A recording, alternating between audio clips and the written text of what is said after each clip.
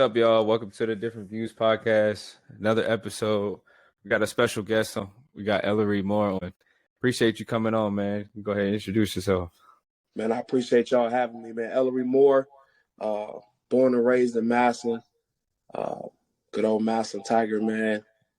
Just glad to be here. Blessed, man, with a beautiful family, good friends, good people around me. Little bros hit me up, was like, hey, man, you want to be on the show? I said, absolutely. I was been excited about it all week. Yeah, definitely appreciate you coming on. Like I said before we even hopped on, like I feel like we just known each other off the strength of just having the same mindset and being good people and a good person, a good man. And it's just like I said, I didn't even know so much about you, but I feel like I knew you for so long. It's crazy. So like I'm interested in hearing your story and like learning about you as well. And that's the beautiful thing, man, when you get genuine people around genuine people. You know, you don't have to fake, you don't have to be something you're not, and you can just connect on a real good level. And it starts with respect. It starts with appreciation of who that person is you're dealing with, and it just goes from there. Yeah, for sure. Is there anything you want to say, Jay? No, like you said though, like I feel like I didn't know him for years, but it's still like it's so much more I be wanting to know and like learn. So that's why I'm excited to really get you on to get the dive a little deep and like learn more about you. Yeah. So shit, let's dive into like background and shit. Like just tell us growing up in Massillon, like where'd you obviously you said you come from Massillon, but just tell us how you grew up, like childhood, parenthood, just a little bit about you. Yeah, man. It's a typical story, right? Yeah. Dad was in and out, not there, right? You get that story. Grew up in the projects, right on 16th Street. Stayed on 16th, 13th baby. Street. Yeah. Stayed on Erie. Stayed on the Arapahoe. Like I done did all of it in Massillon. Single parent home. Mom was Superman to us, right? She was Superwoman, rather. But she also had a kryptonite, right? She also had a disease, which was, the crack cocaine epidemic that took over, especially around here in this small town. And, we had to live like that for a long time. We was the crack house.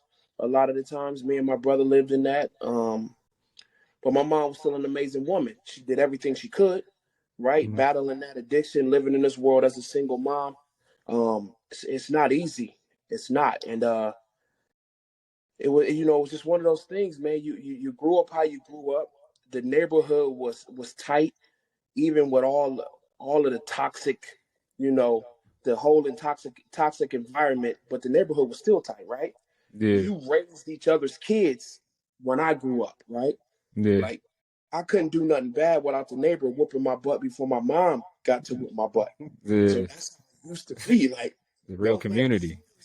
Right? Don't let Miss Johnson or somebody catch you doing something bad because she has permission to whoop your butt before you get back and see Mama Chi-Chi. Like she has a shot to smack your butt, send you home crying, call your mama, tell you what you did, and here comes another one.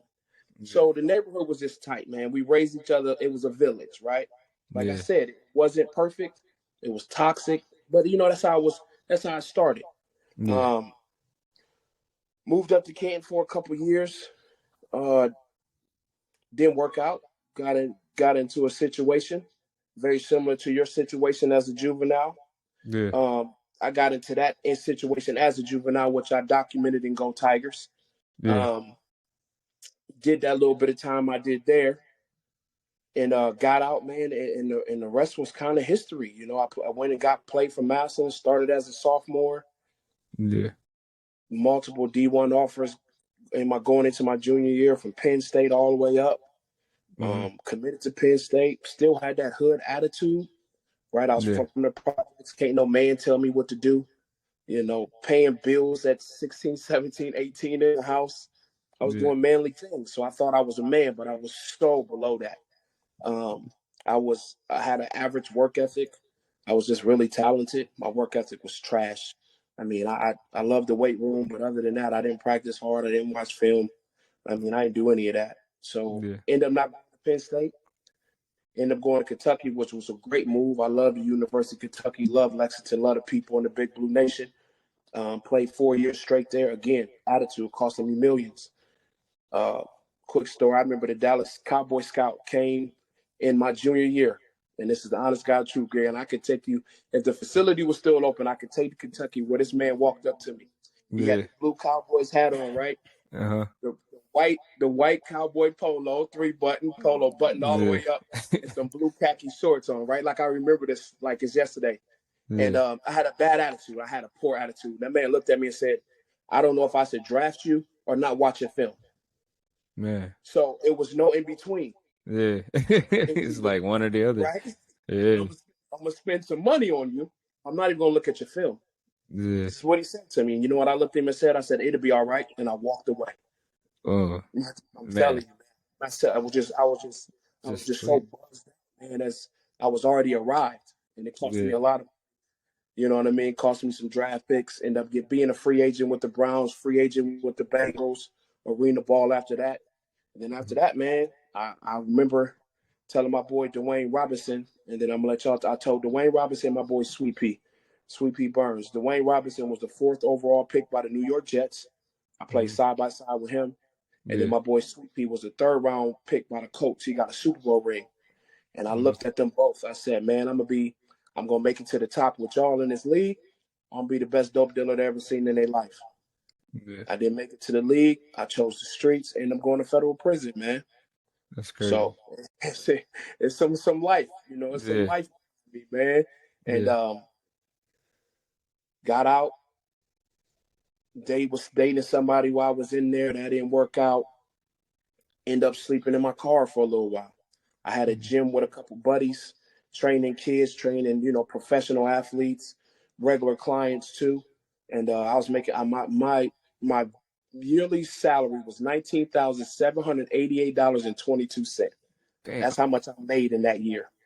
I was sleeping in my car, but I never called nobody for $1 because I had to get it out the mud. I had to find my way. And ever since I did that, man, it's been a blessing, man. I've been blessed, extremely blessed. Yeah, that's a crazy ass story, and that's the short story of it. It's like it's way more. That's crazy. So like growing up in Massillon, obviously you said it was a crazy ass toxic environment, and then I feel like obviously you said the village and the community is probably what kept it together, because even within that environment you got those people like that. But like as far as being in Massillon alone, like how was that experience, like playing football there, like, and just being in Massillon? Like what was that experience like for you? At that point in my life, man, and I said it in the movie, Massillon football saved my life. It did, man. It literally saved my life, because growing up, when we grew up, especially on 16th Street, you know, our idols were the dope boys, right? They had the gold necklaces, right? They had the fly shoes, right? All the ladies loved them. When they before they went to prison, it was a party. When they came home from prison, it was a party. So they were always celebrated like who? Like idols, right? Right. They were always celebrated like that. And then, of course, growing up in Massillon, you get to see, I never had a NFL favorite player growing up. It was Travis McGuire. It was Eric Wright. It was the Willie Spencers. It was the Leon Ashcrafts, the Philando Ashcrafts, the Jerome Myrixes. It was those guys who we wanted to be like. Yeah. I couldn't tell you one NFL player until I got really to college that I wanted to be like. Same. Like a Massillon player, because they were the superstars. Right. So, and that's what it was like growing up, man. It was just, who were your idols, man? And I was able, Massillon as a whole in the football community, number one, was able to grab a hold of me. Coach Studer, who's on my shirt, grabbed a hold of me and told me that I can look up to somebody bigger than the dope boys in the neighborhood, right? I can do that. But that's all I knew. Right? They were superstars, right? I mean, that's how to go. Gold watches, two gold rings. Man, we was talking about that shit, like, I think it was 2 podcasts ago. Like, that's who we wanted to be. Like, that's who we looked up to. Like, I remember my dad and like his friends, like they always pull up in the nice cars and the chains and stuff. Like, I'm like, man, I want to be like him. Like, I want to sell dope and be like him. It's crazy as hell. Because we ain't see Jerry Rice and them riding through our hood. We didn't see them dudes. Like, that's not who we seen coming through the hood in the Mercedes. Right? We didn't see him coming through with the Lexus. That wasn't who we seen. With a wad full of money, you know, they put the 50s and 20s on top and put the ones in the middle like they had a whole lot of bread. Man, it's crazy. No, and then too, like you just said though, like Massillon, like moving from Canton and going to Massillon, like it helped me a lot, like to go back and look. And I remember my uncle told me, like, man, a lot of your friends aren't gonna be on the same path with you. You're gonna have friends that pass or jail, all that. And the third, it was like at the time I was like, man, that ain't happening. Like that's not. I wasn't listening to it. So, excuse me, my freshman year, I struggled there. I didn't want to be there because everybody was like doing the correct thing, and it was like I didn't want to be like that. I didn't want to do the right thing. I wanted to be the class clown. I wanted to kick it. Yeah, all right, bro. That was milk. Okay.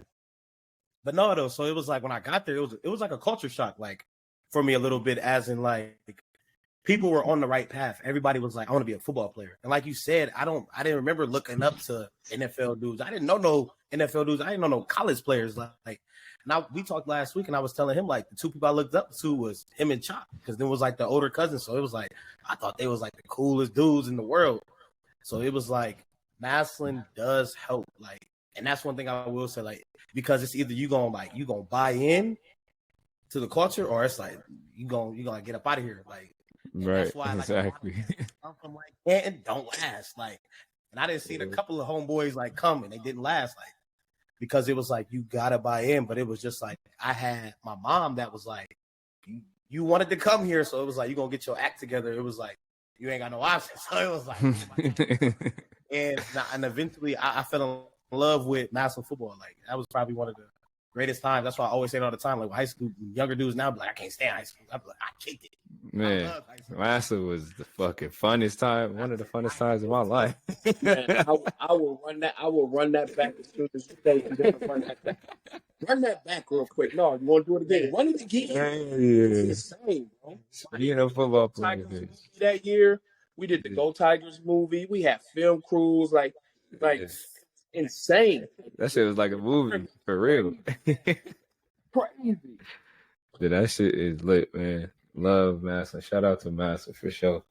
So, I mean, we talked about obviously Massillon, and we talked about high school. So, I want to know about your recruiting process, because I heard you say you was getting recruited early on, and I know recruiting was different from then to when I got recruited, and even now it's even crazier. So, I want to know how recruitment was back then. Like, how did that go? And who was your first offer, and when you get it? So, I can't even remember my first offer, because there were a lot of the MAC schools, some smaller schools, who would offer me early, and the recruiting process then, the key to that was the letters, right? Yeah.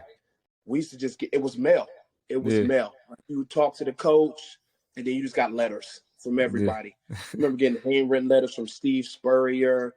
Who else wrote me a handwritten? Lou Holtz, guys like that, Joe Paterno, those guys, handwritten letters where you can wipe the ink, so you know they was writing to you. That's when it was a lot more personal. Like it wasn't all social media, and you know you got a little more love, and you committed. Then when you committed back then, 9 times out of 10 you were going to that school. It really wasn't. You really weren't decommitting unless something crazy happened, right? But when you made that commitment verbally, 9 times out of 10, bro, it didn't even matter. Like you're going to that school unless you don't make it to that school, grades, behavior, whatever the case may be. And in my case, it was grades. The SAT and the ACT. Did you have to take both? Well, I took both just to try to get the best score to get through the clearinghouse. Oh, okay. So back then you can do both, right? Okay. That's what I'm saying. That's how long this was going. God, yeah, I was about to say I only did that. Well, no, so SAT for us it was only if you went out of state you had to take it. So I went to Ohio State, so I only had to take the ACT. ACT, yeah. So I took both probably because at that time Penn State was on the menu and that's where I wanted to go. Yeah. But the recruiting process, man, coaches came and seen you. they called your coach, and then the letters. You just got. I mean, I don't know what my mom did with them, bro. I had thousands of letters. I mean, literally. You know how them dudes be in the bathtub now, looking kind of whatever. However you want to do your commitment, do your thing. I ain't mad at you. They get in the bathtub like they got bubbles and all of that, but all that swimming in it. Bro, I could have done that up to my neck, literally up to my neck. That's crazy. With those letters, man. It used to be so funny, man. That and some of those letters, you know, they was junk mail type letters. Come to the camp, you know, you would get those, and they would spell my name wrong.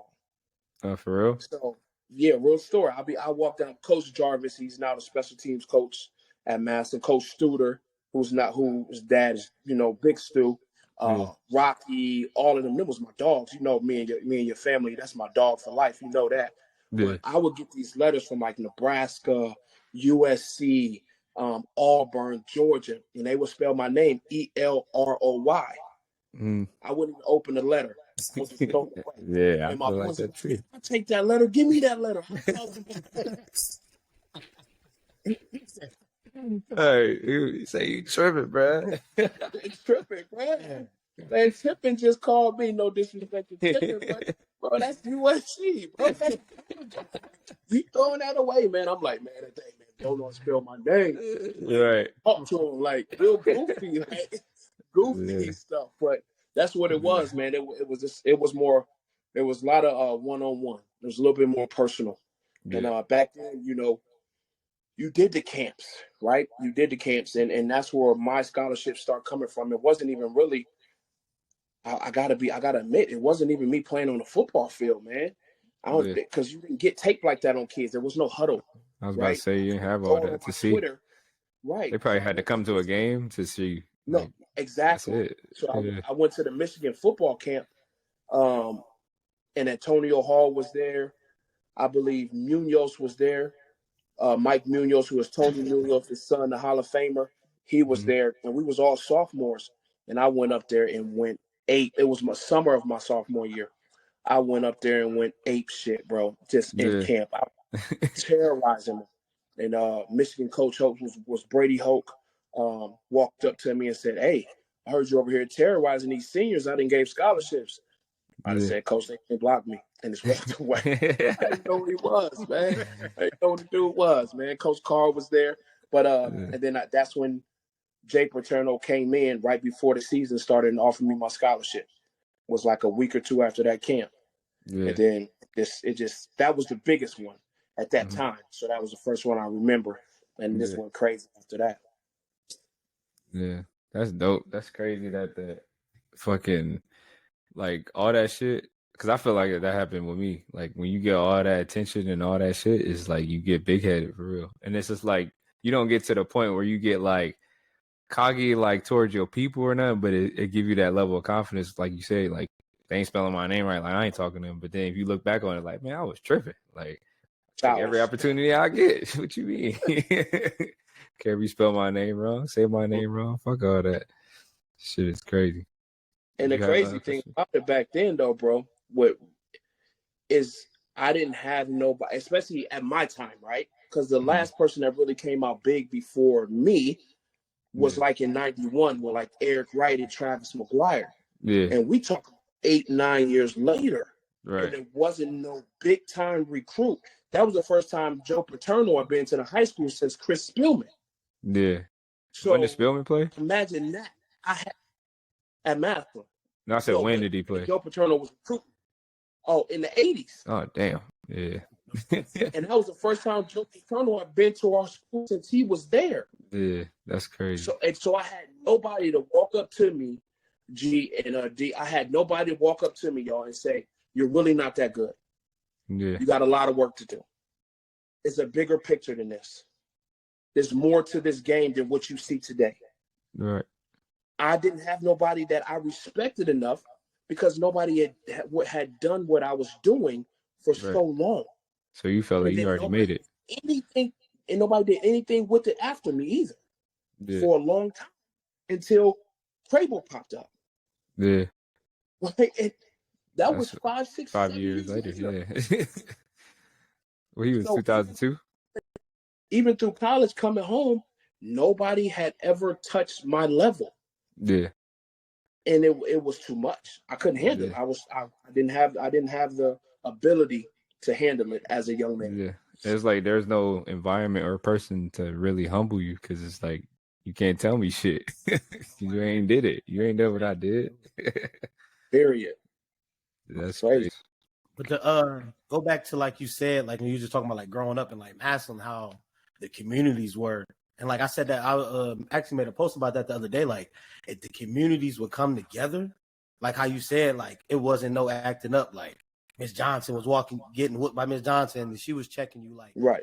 Everybody came together to pick up the kids. And now that I really think about it, like back in the day when I was a kid, if I was going to like ding dong ditching or knocking on somebody's door, the neighbors was walking me home, and it was like I was getting checked. And I think now that's not a thing no more, at all. Like I think, and I hate to say it like this, but I think some parents don't even really like parent no more. Like, and we were talking about that last week. Like that's why these kids are the way they are. Like to go back and like I really think about it. Like I used to act up, but it was like I was getting checked by anybody in the neighborhood. Like, hey, you tripping.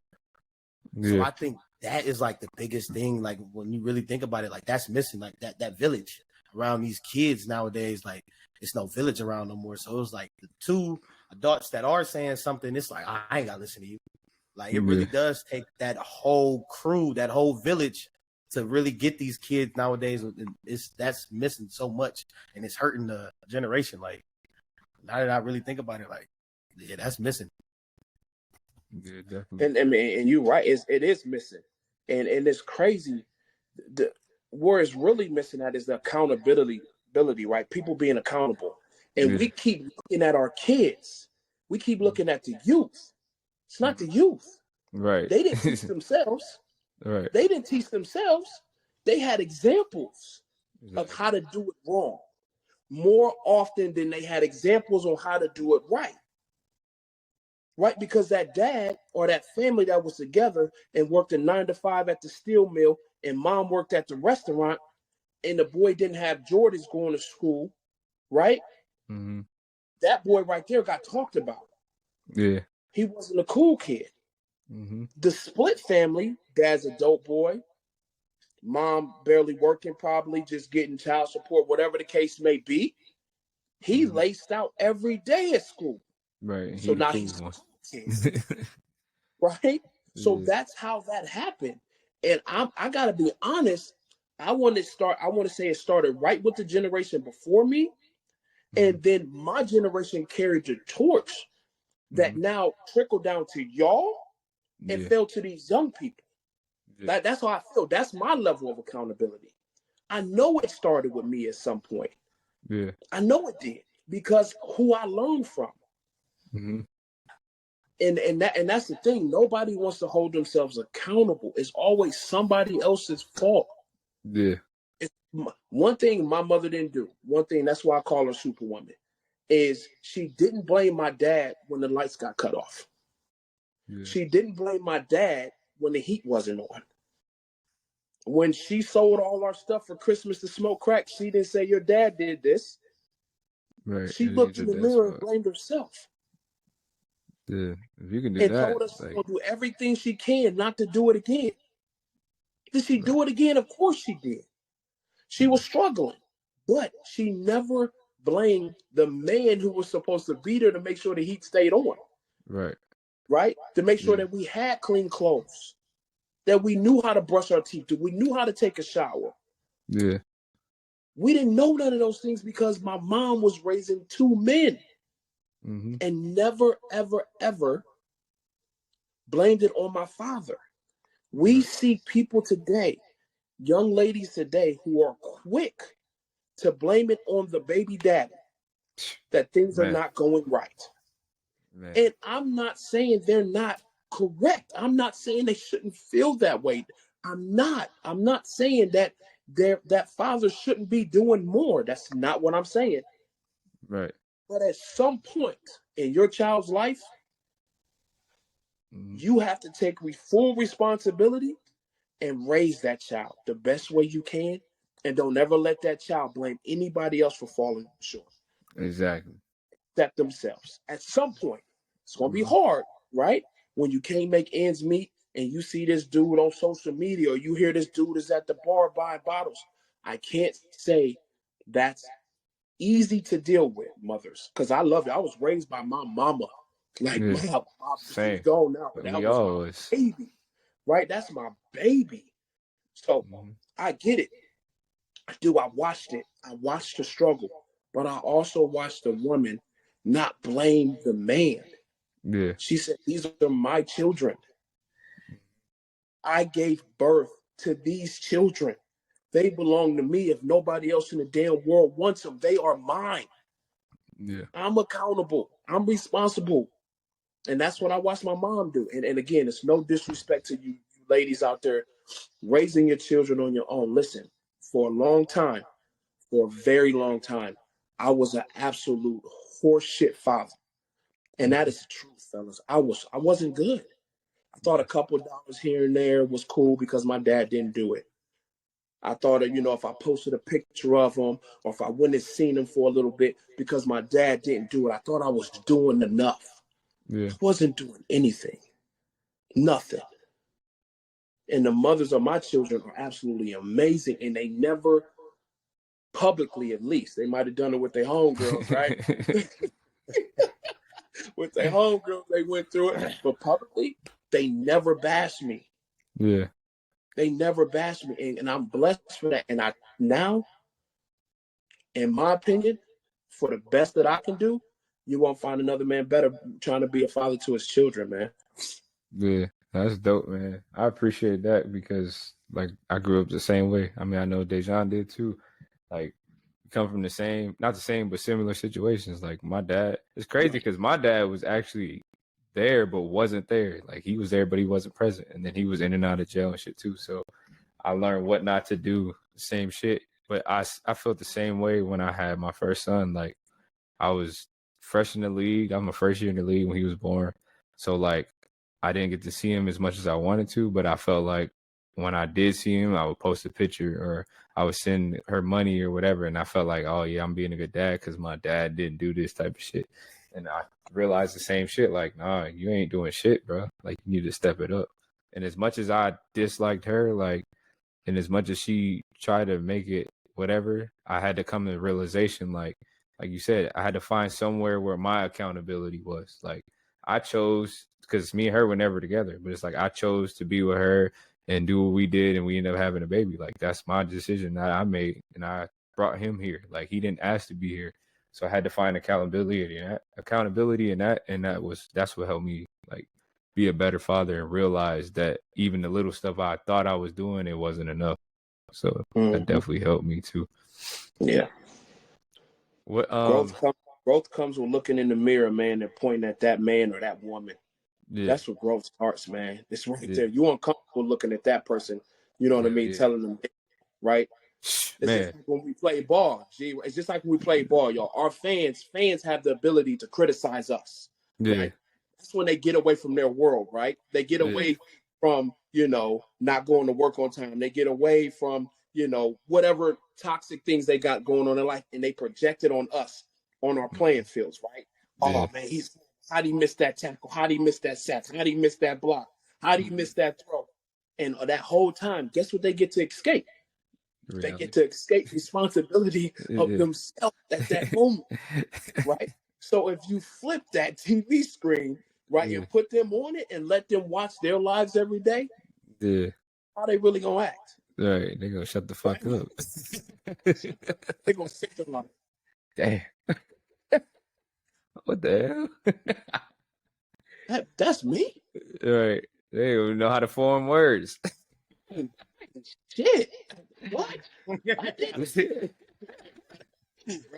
That's you. Another point, like, to say that I just want to bring up is, like, my rape case. Like, it's crazy because people would, like, ask me how I dealt with it and how I got through it. And this is like, I beat the criminal case the first year, and then I went through the civil case for 4 years damn near. And it was just like, at the time of the criminal case, and then obviously through after that, but like when I came to realization, like, I didn't have to put myself in that situation. I didn't have to be with that girl. I didn't have to go back to the hotel with her. I didn't have to choose her. I didn't have to do anything with her. And that's where I was able to get through it and like understand why everything was going on. Even though I still feel like this day it shouldn't have got to the rape case. It should have never got to that point. But it's just like, if I never would have chose to be with her, then it would have never gotten to a rape case. So like, I'll be trying to tell people that anytime I get a chance to tell them, like you said, accountability. Whenever you find accountability and take some responsibility, like you don't have to go to the extreme and say, "Oh, it's all my fault." And You just have to find somewhere where it's your responsibility or your accountability, and that'll help you get through it or over some shit that you went through, for sure. But that'll give you peace, right? It takes away the stress. Hell yeah. Right? It starts to absorb the anxiety, the depression, the stress. It starts to absorb some of that, because now you can say, my actions had a domino effect. Yeah. I know who I am. I know what I've done, and I know what I haven't done. But the fact that I had a lapse in judgment to put myself in the situation because I thought it was a cool situation, thought it was something to brag about, whatever the case may be. Yeah. When I can step back and look at myself and say, my choices led to a bad situation that had to make me grow up. Yeah. That's when peace starts to come. That's right. Yeah. That's when the right people start being in your circle. Right? Yeah. That's when you find the right woman or the right man that you want to spend the rest of your life with. Right? Mm-hmm. That's when you cut down your circle from all the toxic people that were around you, just hanging on because you were who you were. Yeah. Right? You start losing those people because you found a level of peace that they can't obtain or understand. Correct. So now they start going away, and you hear, "Well, so G changed. You know, Dejan changed, moving up. Ellery changed." No, I did not change. I grew. Right. And you stayed the same, nigga. Change. My core is still my core. But I grew, and you just fell off. Exactly. It got too tall, and you fell off. And I love you. I promise you I love you. But I'm going this way. If I'm inching or by foot, by yard, whatever the case may be, I'm this way. I'm going. You don't want to go that way with me. Right. So find me when you're ready to go this way. For real. So let's talk about how you talked about fatherhood already, but like you said, how many kids you got, and like as far as like fatherhood, you explained that you didn't have a father. So like what helped you? Because I feel like me not having a father, I was always in that mode where I was like you said, my father didn't do this, my father didn't do that. And I was so worried about trying to not be like him that I wasn't being a good father. So like what helped you realize or like step up to being a father, and like what changed? Because you said you weren't a good father at first. So what changed or what helped? I wasn't at all, man. I want to say my time in federal prison, man. My time in federal prison. When you get to a point, even in that situation, to where I could have blamed my homeboy who snitched on me and told the feds on me, right? I started that way. Yeah. Man, my homeboy snitched on me. I wouldn't even be here. I would have never got caught if he didn't snitch on me. Yeah. So like, you'd have never got caught if you wasn't in the streets moving bricks of cocaine. Like, you had NFL contracts, bro. You are on a high school movie. Like, you got a free education. Like, you could have been a lawyer, a teacher, a coach, a principal. Like, you could have done a lot of different things, bro. Your boy telling on you is not the key. It's not the number one point in this situation. It's you. Yeah. So that time allowed me to see me and how horrible I was. Yeah. I wasn't a good individual, man. I was a tyrant, bro. I wasn't a good person. I wasn't a good dude, man. I was a bad dude. I was a bad father. I was a bad friend. I was a bad son. I was a bad significant other. If you dated me, I was no good. Yeah. I was Dr. Jekyll and Mr. Hyde. I was fake as they come. I lived by the motto is the greatest trick the devil ever had is nobody thought he existed. Yeah. I still play professional indoor football. I did a radio show Yeah. Every weekend, I was the manager. I ran a whole warehouse for like rims and like customized cars. And I was also selling bricks of cocaine. Yeah. That's crazy. Doing all that. Crazy. It's And I like, why? wasn't a good father. I wasn't a good friend. I was nothing. I was no good. And if my boy would have never snitched on me and the feds just caught me, soon as I got out, I'd have went back to doing the same thing. Mm-hmm. Because I'd be like, oh man, they just got me. When I get out, man, I'm gonna do it a little bit different. Right. Try to do it. No, See where I went wrong. come on, man. So during that time, to get back to the fatherhood thing, sorry, I got a little off track, but it's all part of it though, is I had time to reflect and hold myself accountable. I didn't talk to my mom for almost 3 years when I was locked up. Damn. Was it because you didn't want to, or she didn't want to? No, she called me a monster. Oh. She said, you turned into a monster. And look at this. My mom was living in a condo with a closed gate and a swimming pool. Yeah. That's why I had my mama living that. She was living with me, and she called me a monster. Yeah. So my attitude changed then. I was like, well, forget you, Mom. I've been doing this and this and this and this. Again, I didn't hold myself accountable, y'all. I didn't. Yeah. So seeing my kids for 2 or 3 hours, right? Not seeing my oldest boy, Darius, at all for 3 years straight. Yeah. Seeing my daughter, Michelle, my son, Chance, come to a federal prison. Them have to get, they had to get searched, patted down. Their moms had to get patted down just to come see me. Yeah. And I thought just because when the school started, they had all the clothes. Christmas, they had all the toys. Their moms had all the money they want. They can go buy whatever they want for their birthdays. I thought I was being a father, bro. I was trash, man. I was nothing, man. And it's heartbreaking, bro. It hurts me. It literally makes me emotional to think to how bad I was for so long. And nobody told me to chill. Yeah. Nobody looked me in the mirror, bro, and told me I was wrong. Where was the village? Yeah. Dejan, where was the village? That's crazy. It was gone, bro. It died off. Yeah. And it was, dog, I was a horrible dad, man. And that's probably, I don't regret much in life. I don't regret going to federal prison. I don't regret growing up the way I grew up. I regret how much time I wasted with my children. And I'm still growing now. Yeah. I got 5 boys and 3 girls. Yeah. I got a couple of my boys where our relationship is not very good at all. Yeah. And I pray and I wish I could do it better. I'm doing my best. I'm not perfect at it.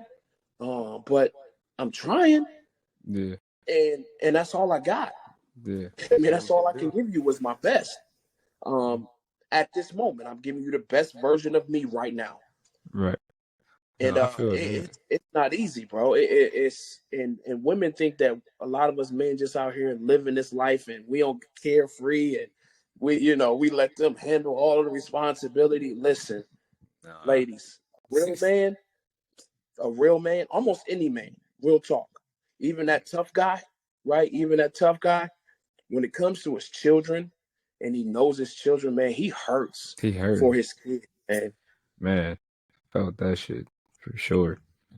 Nah, man, I'm proud of you for getting through all that shit because I was just talking to my mom about this shit the other day, like about how like just going through stuff that people like literally when they go through stuff, they find a way to blame and do all the shit. And then the next day they end up not being productive or not doing what they're supposed to do. And then it leads into the next day. And then it's a week of not doing, falling off, whatever. So it's just like, you going through all that shit, like I couldn't even imagine, bro. Like I'd have been through hella shit too, and it's just like I couldn't even imagine. So I'm proud of you and happy that you got through all that shit. And I pray that shit with your sons, like it gets better, and I feel like it will. Yeah. You got to manifest it for sure.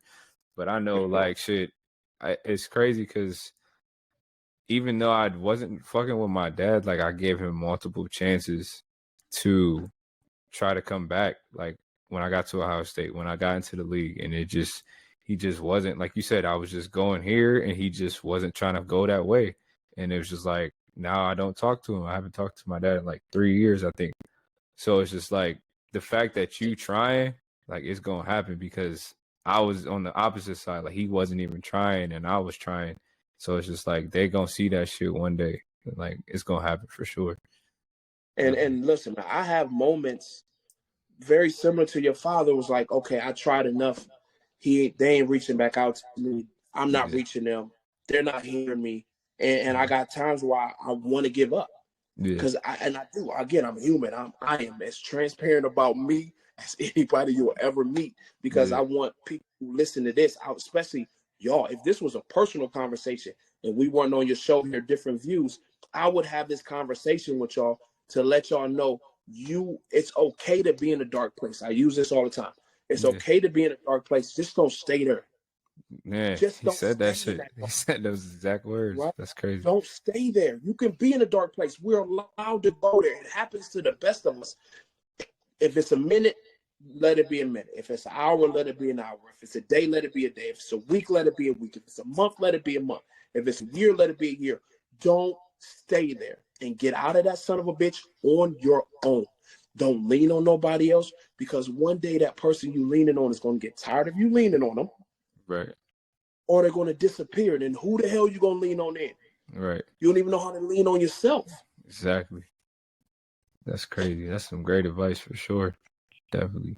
He said those exact words, or like that exact scenario. He just said, don't get stuck. Like, it's okay to feel bad. It's okay to feel shitty. It's okay to hate this or be feeling this way, but just like, don't get stuck there, because the only person that can get you out is you. Like, you can have so many influences, so much help. Just like, you still gonna stay in that place if you don't get yourself out of that place. For sure. It's gotta be you. Gotta be you.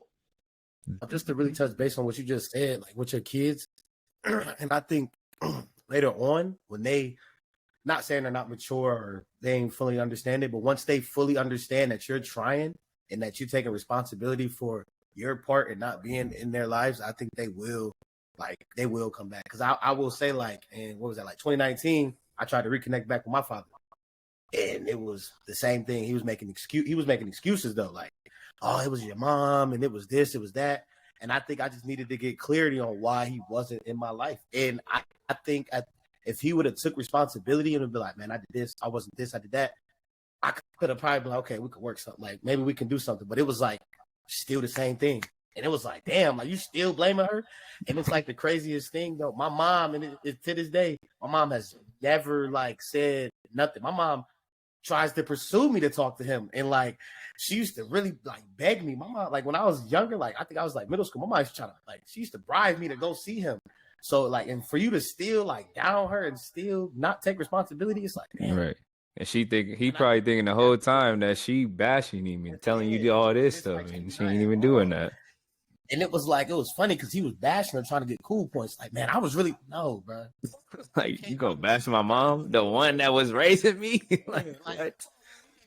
And I think that's the thing where even dads now get that mixed up. When they try to build that relationship back with the kids when they've been missing out, they still be like, the mom. Like, no, you can't do that. Why are you worried about her? You gotta take responsibility. You can't keep pushing the blame on the mom, because in reality, the mom, him and the mom like this. You can't break that. Right, exactly. That's that accountability thing, right? That's that lack of accountability. Yeah, that's definitely what it is. Holding yourself responsible, bro. Holding yourself responsible, no matter what the scenario is, you had something to do with the outcome. Right. No, if you involved yourself in it, a negative or a positive, if you involved yourself in it, you had something to do with the outcome. Right. No matter what the outcome was. No matter what the outcome is. No matter what it looks like, you had something to do with it. Right. The world might not give you credit for it, negative or positive, but you know what you know. That's the thing. You know what choices you made in that situation. Mm-hmm. So why look to blame somebody else when you had a moment or an opportunity to make a better decision? Right. It makes it gets old, man. I mean, I know y'all got it. We all got those cousins, those family members who so quick to blame things that you have already overcome, and you stood right next to them going through it, Oh my and they God. still believe it. Oh Like, my God. bro, I was there. I was with you. It was me and you. Right. Literally seen all of the shit. Your excuse. Why are you still failing to realize that we can overcome that? Right. And low key What- easier what's- because you seen me go through it. Like it's like no pity at this point. There's no sympathy. There's no pity. I just told Jaquan that earlier. Like I got to the point where like even with family, close friends, like I don't have sympathy no more because this is like you said, you going through this same shit that we didn't win over that I didn't either been through or you done already been through and we done went through it and already know a way how to fix it. You just ain't choosing to fix it. So it's just like I gotta let you go, bro. Like it's slow. That shit, I never understand it. But And it's not that I don't love you. yeah. Sure, I do. I love you from a distance. I help you bury your body. Like, I know that. But at this point, bro, I'm not going to let you continue to self-sabotage yourself and want me to feel bad for you. Exactly. I can't keep doing that. I can't. Because I'm not going to sit there and let you feel bad for me making dumb choices. Right. I'm going to want you to tell me how it is. For real. Please look at me and say, bro, you messing up. That's why me and Rock so tight. Yeah. Because bro don't never let me breathe. Yeah. And Rock, he always gonna keep it straight. He gonna tell you how it is. Straight with you, right? Every single time. Like my that's people don't know, because in Massillon, whatever, right? I'm Ellery. I'm Ellery Moore, right? Massillon, right? Ellery Moore, football guy, right? So everywhere we go, it's Ellery. But bro, I look up to Rock Dorsey. Yeah. That's who I aspire to be. Yeah. That's the type of man I want to be. That's the type of father I want to be. That's the type of husband I want to be. Great father, great husband, man. I tell him all the time. Want to be. Yeah. That's who I want to embody. Man, he's definitely an inspiration. Not my idol. He don't even really know that, but that's who I look up to. Yeah. When I make a mistake, and he knows, I almost bow my head, and I'm the big body in the room. Yeah. I'm the presence in the room, me. Yeah. But when he recognizes that I failed, bro, I shrink because I'm trying to get to where he is and where he's going. Yeah, Rock, man, he a Rock real one. Rock was on the movie, but Rock ain't never been to a Division I college. Rock ain't never signed an NFL contract. Yeah. Right? Rock ain't never did none of those things. But that's who I want to be like. Right. When it comes to being father, a husband, a friend, a leader, bro, that's my leader. That's a real and I'm dude. man enough to say that. I'm man enough to say that that's who I want to be like. Yeah. Because I got so much respect, so much admiration, and so much love for my best friend. Yeah, that's dope, man. That's dope to see. And I've grew up going to his house and seeing him be with his kids and his wife. Like, dude is a great ass father, great ass husband, great ass cousin, great ass friend, and always just positive, man. Like, always positive out of everything. Rock always been the one that's smiling, giggling, laughing, positive, always real with it. Like, that dude, he's a great man for sure. Definitely. I look up to him too for sure. Yeah. So what are you into now? Like, just explain like what you getting into now or what you're into now and like what was life after football like for you? So right now I'm in car sales because of Rock Dorsey. I told him, I called him, I was living in Kentucky, living in my car, just start rekindle relationship with my now wife Amber at the Massillon McKinley game. I seen her there. That's crazy. Big crazy, bro. Seen her there and start rekindling our relationship. And I called Rock and I was like, hey, I was, like I said, living in my car. Didn't really get my kids until mom's already fed them because I couldn't buy them food, so on and so forth, right? I called Rock. I said, Rock, I got to do something different. He's like, what you want to do? I said, man, I think I want to sell cars. He said, how much you want to make a month? And I was like, man, $5,000. He said, that's it. So as soon as he said, that's it, I'm back home, bro. I'm back to the M from Lexington. I'll be up there next week. So that's what I do now. Me and Rocky both at Vanderveer up in Akron, man. We sell cars for a great organization, family organization, man. And it's been a blessing, man. It's afforded me to live a very, very good life, a comfortable life. And Rock same. That's why we're able to take care of the people around us the best way we can and be able to give back. And then ESPN 990, man. I'm on the radio every Friday night during the football season, calling the Massillon Tiger football games. So I'm still locked in there some sort of way. You know what I mean? Yeah, I know that shit feel good to get to call the games and shit too. Oh man, it's crazy. It's like stealing, bro. I'm up there talking about Massillon football for 3 hours. They let you take a drink up there? I'm doing it anyway. They let you take a drink up there? No, I don't take no drink. Water. They let you take a little drink up there. Yeah, little gator. Is Ray Jeske still there? Yep, me and my boy Ray, man. I love Ray, man. It's a good dude, man. Ray, cool dude. As hell. Man, so cool, man. So genuine. So genuine, man. So genuine, man. I love Ray, man. Well, is you calling a game Saturday? Oh yeah. Me and Rock gonna go out to breakfast, go tailgate a little bit. Then I'm gonna shoot. We doing a 2-hour pregame show. So I'm gonna shoot the Tom Benson whatever they call their place now. What's the name of that stadium up there? They changed it. Oh man, they changed it like every 5 years.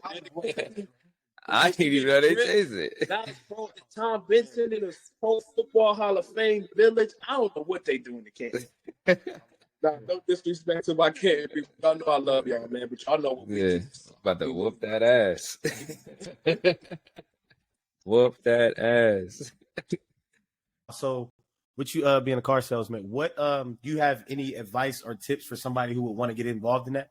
Like what any tips or advice you got for them? The number one thing is make it your business, right? I use my social media platforms because it's my business. So there's a difference between a career and a job, right? There's a difference between those two. Playing in the league, right? There's a difference between having a career and then getting a contract, right? There's a difference, right? How long do you want this to last? You just want to get in here and make some quick bucks real quick, and then you want to get out? Or you planning on making a legacy, creating a career and longevity in this business? So if you want to get in the car business and you want to be successful, it's okay to be known as the car guy. That's okay. That's your business. Right. They give you the cars, they give you the computers, they give you the financial backing. All the rest of it is all you. So you can be a 6-figure individual by just selling yourself and making sure when somebody thinks about buying a car, when somebody thinks about getting an SUV, when somebody thinks about getting their kid a graduation present and it's a car, or their neighbor talked about getting a car, the first person they think about is you. Yeah, that's dope. So it's the difference between a career and a job, right? You have to make it your own business. If you want to get into the car business, you have to make yourself a walking, talking business. Yeah. You are really working for yourself, right? They like just give you the tools to use to pay yourself. Yeah, that's dope. It's like branding yourself for real. Period. Like you said, it's a business, branding yourself. So what, as far as like advice to like the younger generation, because like you've been through like hella shit for sure. I was gonna say athletes, but shit, just in general, like what advice do you give this younger generation? Because with this lack of accountability from the older people, it's just like the youngins have to try to find a way. I mean, like obviously the people who have accountability are gonna help the youngins that are around them, but there's gonna be those youngins that don't have those people around them or don't have those like environments to where they can grow. Or, I mean, obviously you can find a way to grow. I guess what I'm trying to say is like those people who don't have the people like us or good people around them or people that are being accountable. Like what advice do you give to these young kids to like just keep going and like keep growing? Separate yourself as much as you can from your toxic environment, right? Because I know quick story. I was working at camp in Chicago, on the west side of Chicago. Yeah. And Al Raby was the school that was really there. And I remember these kids wouldn't want to go home, right? Because they were trying to escape the Chicago streets in our environment. They wanted to latch on us, and they stayed with us literally until we put the last bag in the truck. Yeah. A lot of those kids are doing really well now. They went to colleges, they got families, because I can see them on my social media. Yeah. So what they did was they separated themselves as much as they could from the toxic environment. They couldn't get away from it because they didn't have a choice. They had to go home. Right. They had to go where we heard the gunshots as I'm teaching the defensive linemen to get in the stands. They had to go to that neighborhood. Yeah. But they tried their best to stay away from that situation as much as they could. Yeah. So that's that. If I could say anything, there are things around you in your community somehow, some way that your homeboys are gonna call you a simp. They're gonna call you a sellout. They're gonna say you acting out of pocket because you're trying to separate yourself from what they want to choose to do. Right. And I will be all of those things for the rest of my life now, because you're not going to drag me with you in a toxic environment anymore. I will be a simp. I will be a sellout. I will be out of pocket. I will be whatever you want me to be, but I won't be next to you doing something that can hinder the place I want to go. Right. I'm not doing that no more. And that's what these young people got to understand. You don't need to follow a trend, create your own. Right? You don't need to create, you don't need to stay in the environment that you're in forever. Create your own. Yeah, because there's avenues, platforms out there that will help you do so. Definitely.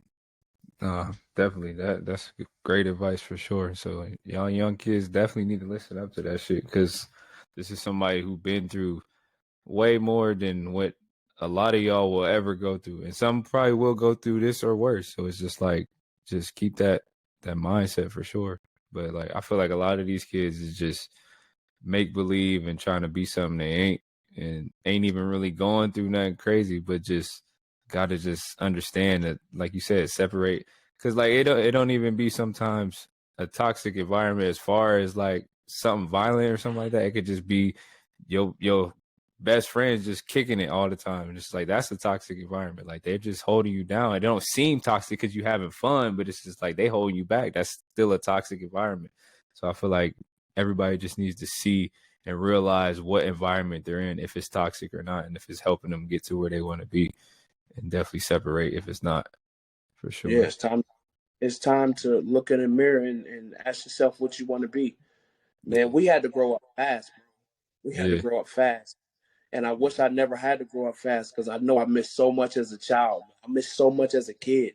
Yeah. That's why I want to go back, right? Yeah. Those kids want to grow up, right? Yeah. But I would love to go back, because I want to slow it down and see what I missed. Man. Don't miss being 14 years old. Don't miss being 15 years old. Don't miss being in middle school. Don't miss being in high school. Don't miss being in your early 20s. Don't miss those moments, man, because you will look back. If God blesses you with the opportunity for you to start holding yourself accountable and start seeing the bigger picture and find some sort of peace and some type of grounding, if you get that opportunity, I'm telling you, you're going to look back like, dang, man, what did I do from 21 to 30? Yeah. Wow, I know I went to the club a lot. I know I blew a lot of money. Man, I ain't got nothing to show for that. Right. I got nothing to show for it. Right? Yeah. And what did it do for me? Nothing. Nothing. My hands empty. It only did something for the people that's still in that same environment. They'll tell you about, and they'll bring up those memories or whatever. It's like, that ain't shit. Yeah. No, I like the part where you just saying, like, be yourself. Like, and I be telling the young dudes a lot, like, it's okay to be cool and lame, but that means just being yourself. And I said that last week, and I say that to them all the time. And I tell them, I should be like, I'm that lame dude. Like, that means that I'm being me, or I'm not trying to fit in. Like, and I didn't told them, like, and I'm still young, but it was like I say it all the time, from the time I graduated to like 20, I was wasting time. it was like, and I try to tell them like, I wish now what I do now, I soak advice from everybody older than me. Like not even just people older than me, my age. Like I soak advice, and I watch now. Like I try to spectate as much as possible and learn. Like, okay, I can't do that. Young dudes now, even younger me, was like, man, I ain't listening to him. Like he don't know what he talking about. No, take in what people are telling you to do, right and wrong. Listen to those little detailed things that people are telling you. So now you could be so much more ahead. I think now they don't want to listen at all now. Like at least sometimes I would sit and listen. Now they don't even want to listen at all. So it's like soak in that knowledge and game that people are giving you and use that, because it's going to put you so much more ahead to where you're not going to have so many hiccups. And when you do have those hiccups, you know how to handle it. You know how to get through that adversity because you had that dude that you was listening to that already been through it that told you like, oh, don't go that way. Yeah, I'm gonna go this way. And sit down. Like it's okay to sit down and chill at the house. Sit down. It's investing in yourself. Okay to sit. And I think that was a hard thing for me. Like when I first started doing it, like shit, like since I've been out here, everybody like, bro, you be kicking it. Like, bro, I probably didn't, and I've been out here for like 5 months, I think, and I probably went out 3 times maybe, and it was like, and it be times I be wanting to kick it and go out, but it's just like I know what I want to do, and it's like if I kick it, that's wasting time now. And it's like if I do go out, I want it to be a celebration because I just hit a success level. I just hit another level, and it's like they don't understand the game and knowledge that they are getting from the ones who are trying to help. And that's the problem with these guys. They want to be the toughest guys in the room, man. Toughest guys in the room don't last long, bro. They don't last long. It's the grave of prison for the toughest guys, and some of the tough guys that I watched growing up, man, they strung out now. I see them walking down the street. They ain't got no house. They ain't got no job. I mean, the tough guys, right? The dope boys that have gold chains and the Lexuses, they don't have anything now. Nothing. Crazy, man. Are they still in prison? Are they dead? Or now they look like zombies and the young generation is laughing at them. Right. When I was growing up, that was super. That dude was the coldest dude in the hood. Right. Not no more, because the shit don't last long, bro. At all. Sure. Yeah, man. Well, I appreciate you coming on, man, for sure. This was probably the best show yet, for real. The realest one. Like I said, again, everything that you doing, like to get back right with your kids and shit, like I pray that shit happen and just keep doing you. And I appreciate all the times that you came to talk to us at Massillon, and like anytime I see you, you always showing love and always giving me game and talking to me. I appreciate it for sure. Man, y'all family, man, little bros, man. That's what we got to do. Go Tigers, baby. Game week. Yes, sir. TIG. DRS. All right, bro.